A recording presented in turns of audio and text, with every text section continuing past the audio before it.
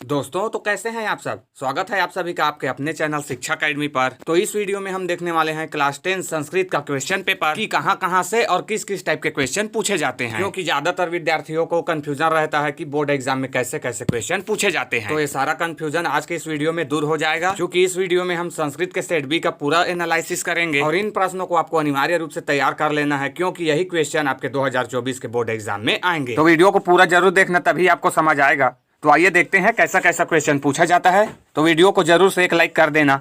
तो ये संस्कृत का सेट भी है, जिसमें निर्देश दिया गया है सर्वे प्रश्न समाधेया, या अर्थात आपको सभी प्रश्नों का समाधान करना है। दूसरा दिया है सुंदरम सुस्पष्ट लिखत, आपको सुंदर और सुस्पष्ट लिखना है। तो प्रश्न एक दिया है अधोलिखित गद्यांश से हिंदी भाषा या अनुवाद कुरुत। तो आपको अधोलिखित गद्यांश दिया जाएगा, जिसको आपको हिंदी भाषा में अनुवाद करने के लिए आएगा ही आएगा क्वेश्चन। फ्रेंड ये आएगा ही आएगा, और वो भी एक नहीं दो आता है। नीचे में भी दूसरा भी क्वेश्चन वही है, अधोलिखित गद्यांश से हिंदी भाषा या अनुवाद कुरुत, अर्थात आपको दो अधोलिखित गद्यांश आएंगे जिसको आपको हिंदी में अनुवाद करना है, जो कि वेरी इजी। तो आप इन प्रश्नों को जरूरी रूप से तैयार करके रखें। तो आपको इन दोनों को तैयार कर लेना है। क्या क्या है, भातृवर मम तुम कन्ये पुत्र समेस्तः। तो ये सभी क्वेश्चनों को आपको तैयार कर लेना है फ्रेंड। दो हिंदी भाषा अनुवाद करने के लिए आएगा। आइए हम लोग तीसरा प्रश्न देखते हैं। मैं पढ़ नहीं रहा हूँ फ्रेंड, पढ़ूंगा तो बहुत टाइम हो जाएगा, तो हम सिर्फ यहाँ पे एनालिसिस कर रहे हैं। तो आपको इन सभी क्वेश्चनों को तैयार कर लेना है। तीसरा प्रश्न दिया है अधोलिखित श्लोकम अनुवाद हिंदी भाषा लिखित।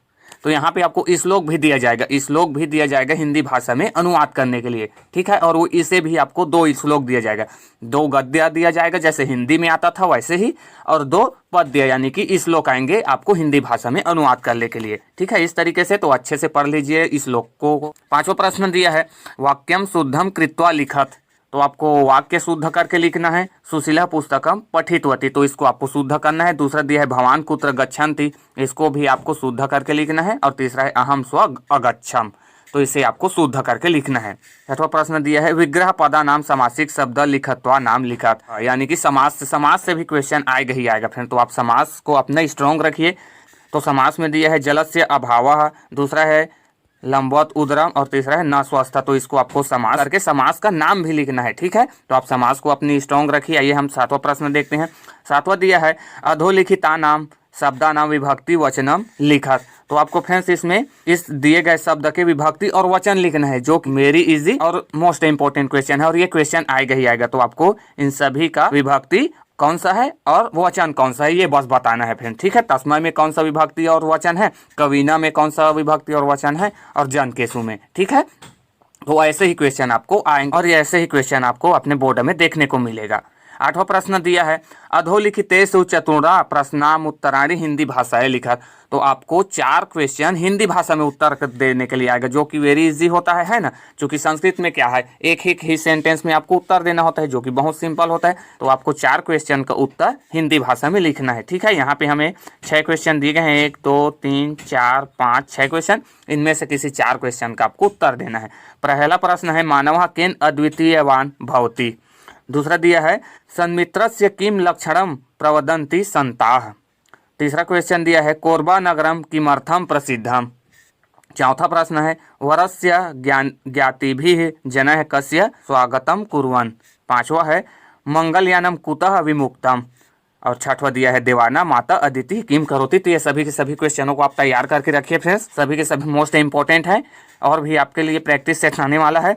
नवा प्रश्न है अधोलिखितेषु चतुर्णा प्रश्नाम उत्तराणि संस्कृत भाषा लिखत। और 4 प्रश्नों के उत्तर आपको संस्कृत भाषा के में लिखने के लिए आएगा, ठीक है। 4 क्वेश्चन आंसर आपको हिंदी में आएगा, और 4 क्वेश्चन आंसर लिखने के लिए संस्कृत में ही आएगा, ठीक है। इसमें भी आपको 6 क्वेश्चन दिया रहेगा, इनमें से किन्हीं 4 का आपको उत्तर देना है। तो देखिए क्या कर दिया गया है। पहला है मुद्रा राक्षस इति नाटकस्य रचितः कौन, ये आपको बताना है। दूसरा है तंडुलस्य पाककार्यः का कुर्वन्ति। तीसरा प्रश्न दिया है संसारे कानि कानि चक्रवत् परिवर्तन्ते। पांचवा दिया है, चौथा दिया है विलासायः विवाह केन सह अभवत्। पांचवा प्रश्न दिया है लाभानां मुक्तमं किम। और छठवा दिया गया है पयः कदा पीबेत।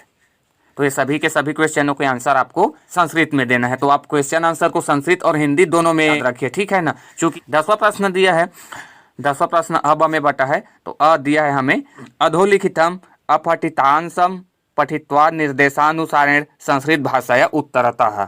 तो ये अपठित गद्यांश है, इसका उत्तर आपको संस्कृत भाषा में ही देना है। जो ये अपठित गद्यांश है, अपठित गद्यांश को अच्छे से पढ़ लेंगे और नीचे दिए गए प्रश्न का उत्तर आपको देना है। ठीक है, ये तो वैसे ही सेम है, इंग्लिश हिंदी सभी में आपको अपठित गद्यांश दिए जाते हैं ना, ये उसी के जैसा आपको अच्छे से पढ़ना है और नीचे दिए गए प्रश्न का उत्तर देना है। वह हमें दिया है भवतः नाम श्रेयः अस्ति, भवतः नाम श्रेयः अस्ति, भवान दुर्ग नगरे निवसन्ति, स्वमित्रस्य प्रेमस्य कृते स्वाध्यायनस्य वर्धयन् तम परीक्षायां सफलताये वर्धापनम पत्रम कोष्टक प्रदत्त पदानाम लिखत। तो ये आपको मित्र को पत्र लिखने के लिए आएगा, जिसमें आपको बताना है कि अपने परीक्षा के सफलता के बारे में, अपने मित्र को सहायता के बारे में बताना है। ठीक है, तो इस तरीके से पत्र लिखने के लिए आएगा। अथवा में हमें दिया है भवतः नाम धनेशः, भवान शासकीय उच्चतर माध्यमिक विद्यालय बिलासपुरे 10वीं कक्षायाः छात्रः, भवान स्वप्राचार्यं प्रतित्रयः दिवस अवकाशाय संस्कृत भाषा में प्रार्थना पत्रम लिखत। ये मोस्ट इंपोर्टेंट क्वेश्चन है फ्रेंड, इसे आप याद करके रखिए। 3 दिवस के लिए संस्कृत में अवकाश पत्र। ठीक है, ये 3 दिन के लिए हमेशा पूछा जा रहा है, तो इसको आप 100% तैयार करके रखिए, ये क्वेश्चन आना ही आना है। ठीक है, तो प्रश्न 11 है स्वपाठ्य पुस्तकात् तस्य सूक्तिः लिखत यो अस्मिन् प्रश्न पत्रे नागच्छत्।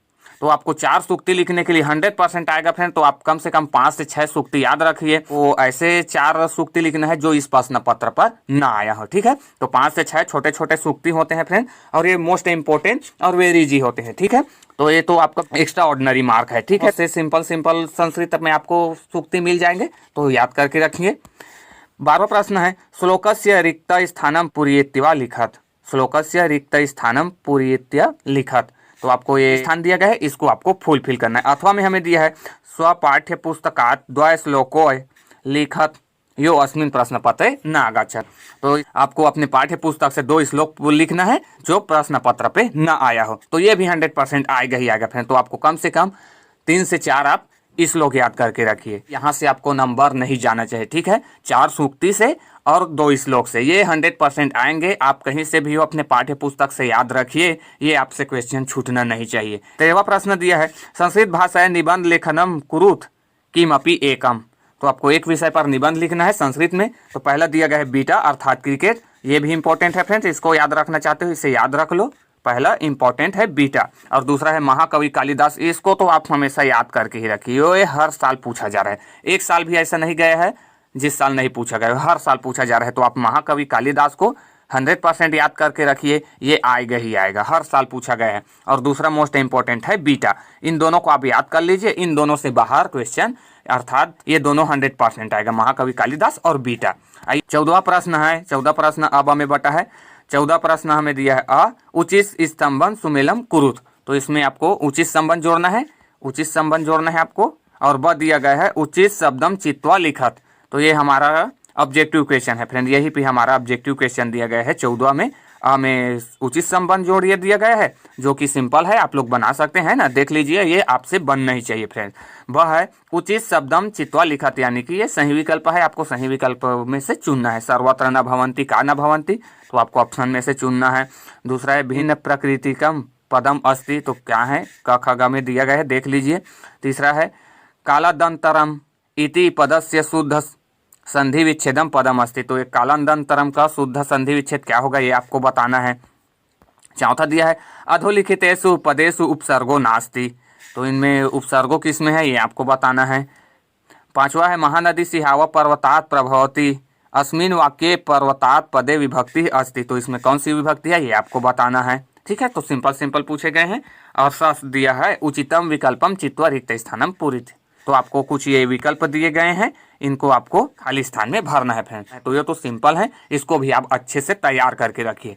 ठीक है, ये सभी क्वेश्चन आपका एक्स्ट्रा ऑर्डिनरी मार्क है, अच्छे मार्क्स आते हैं, और संस्कृत में ज़्यादा लिखना भी नहीं पड़ता है ना, तो इन सभी क्वेश्चनों को आप तैयार करके ही रखिए। आइए 15वां क्वेश्चन देखते हैं।